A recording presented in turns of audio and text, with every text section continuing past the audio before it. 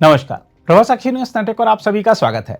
Jammu Kashmir police द्वारा पिछले महीने गिरफ्तार किए गए मोहम्मद यूसुफ कटारी ने 22 अप्रैल के पहलगाम हमले में शामिल आतंकवादियों से 4 बार मुलाकात की थी और उन्हें एक एंड्रॉयड फोन का चार्जर दिया था तथा इसी एक महत्वपूर्ण सबूत के आधार पर वह पकड़ा गया।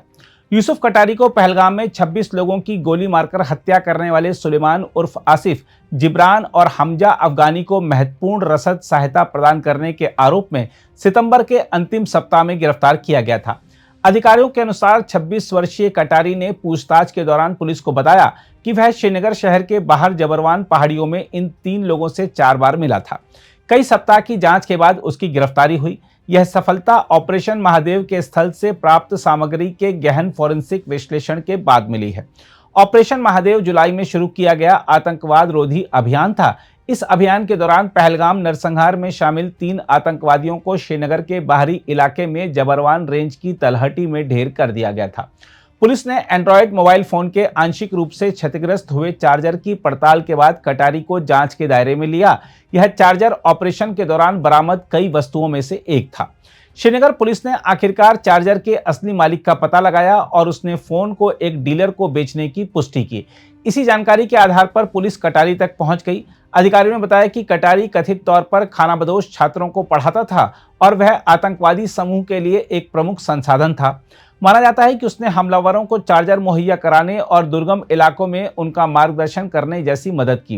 पहलगाम हमले के मुख्य साजिशकर्ता सुलेमान उर्फ आसिफ के साथी जिब्रान और हमजा अफगानी को 29 जुलाई को ऑपरेशन महादेव के तहत मुठभेड़ में ढेर कर दिया गया था। जिब्रान अक्टूबर 2024 में सोनमर्ग सुरंग हमले से भी जुड़ा था। हम आपको बता दें कि एनआईए ने 22 अप्रैल के आतंकवादी हमले के सिलसिले में अब तक 2 लोगों को गिरफ्तार किया है, जिन पर आतंकवादियों को रसद सहायता और आश्रय प्रदान करने का आरोप है।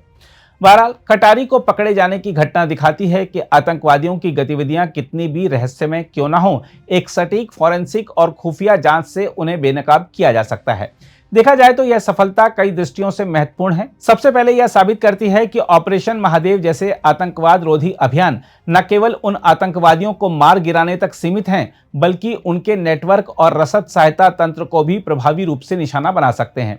सुलेमान उर्फ आसिफ, जिब्रान और हमजा अफगानी जैसे आतंकवादियों की गतिविधियों का समर्थन करने वाले सहयोगियों का पर्दाफाश यह संदेश देता है कि आतंकवाद का हर रूप, चाहे वह हिंसक हमला हो या रसद और मार्गदर्शन, सुरक्षा एजेंसियों की नजरों से बच नहीं सकता।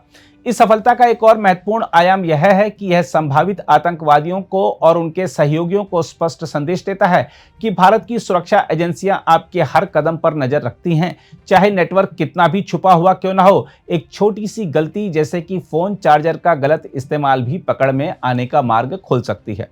कटारी की गिरफ्तारी यह दर्शाती है कि जमीनी कार्रवाई और खुफिया जांच मिलकर आतंकवाद के खिलाफ निर्णायक हथियार बन सकते हैं। स्पष्ट है कि आतंकवाद के खिलाफ लड़ाई केवल मोर्चों पर नहीं, बल्कि छोटे छोटे सबूत, जमीनी नेटवर्क और सूक्ष्म जांच के संयोजन से भी जीती जा सकती है।